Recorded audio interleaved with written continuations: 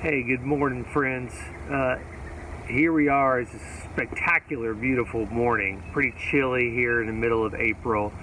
And I got to confess a little bit that during this pandemic, social distancing, virtually quarantining ourselves, part of me wants to just hibernate, maybe eat a whole bunch of bread and peanut butter so I just fall asleep.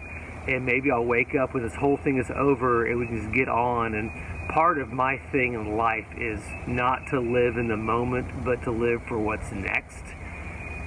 And this morning, I kind of want us to think a little bit about what does it look like to, what they say, lean into this time.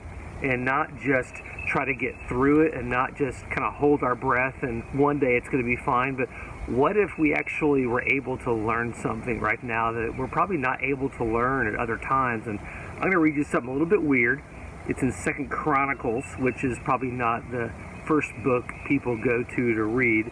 But it talks about all the kings of Israel and Judah, and one of them's name was Manasseh, and he's pretty much a jerk most of his life. But then things changed. He began reigning.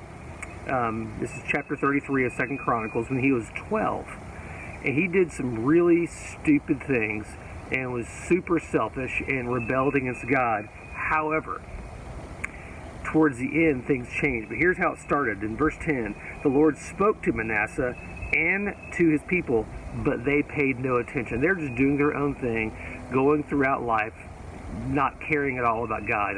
Sound kind of familiar to us? 2 verses later, however, when Manasseh was in distress, he entreated the favor of the Lord his God and humbled himself greatly before the God.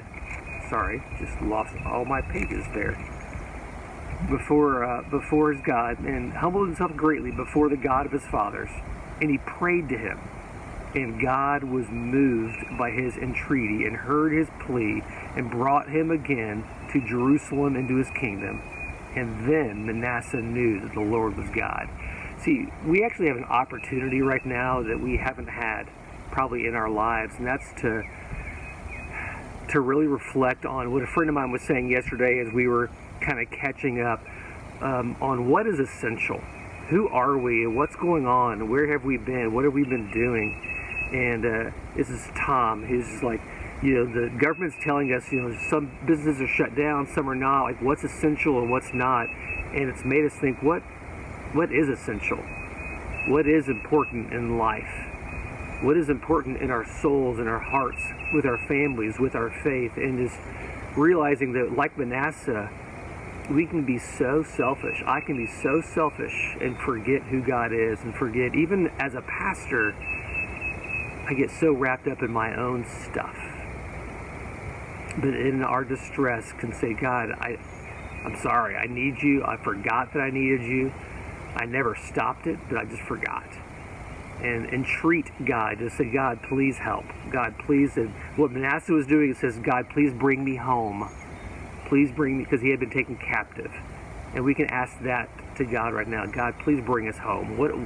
Home is into the arms of God. Home is into our relationship with him. Home is a place of rest and of peace. Even in times that are hard and storms are swirling around, we can still be brought home into the family of God.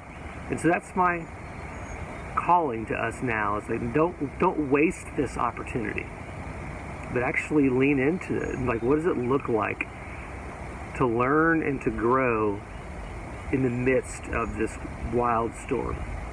See you next time.